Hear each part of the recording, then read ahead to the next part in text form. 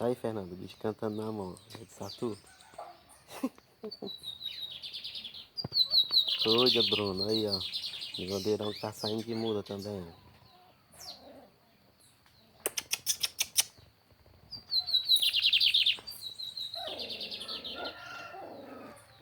Os outros estão aí, ó, debaixo da mangueira, cantando. Ele cantando na mão. Esse bigodeiro aqui é aquele que eu tinha comprado a gaiola do cabra lá, ó. O irmão Netinho. Troquei de gaiola, botei ele aqui dentro, ó. Cantando na mão, Brunão. Cadê o teu? E o meu bonzão tá aqui em cima, ó.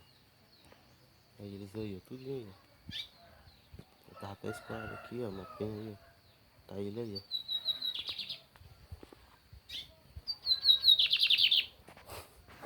O bigodeiro aqui é doidinho também. Feneiro. Ferroado esse bigodeiro. Que eu vi esse bigodeiro farrei aqui no inverno na mão do meu cunhado aqui, mano.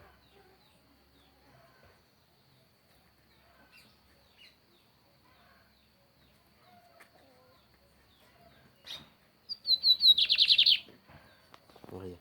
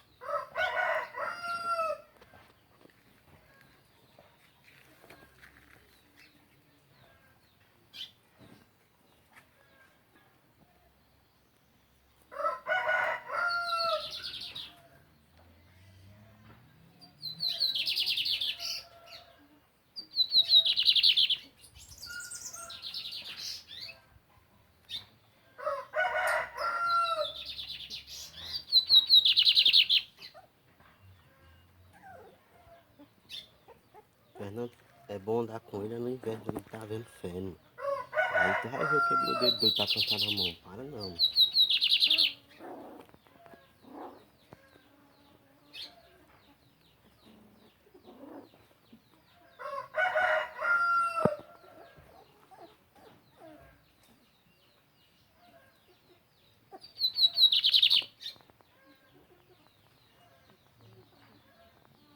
Lá vai chover, tá pingando aqui já. Pois é. Ontem foi que ele cantou mesmo. Ontem assim que eu tirei ele do gancho aqui. Tirei ele dali dentro de casa ele cantando. Eu fiquei, ixi, mano, o bicho tá doce esse bigodeiro. Assim que eu tirei ele dentro de casa ele cantando. Ele vi na mão cantando até aqui.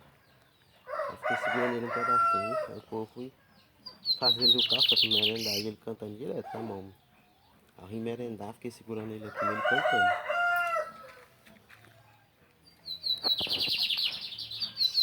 Cuida, menino, não é H não. Cadê, Bruno? O bigodeiro, Bruno. Olha, bem pertinho o celular aqui, ó.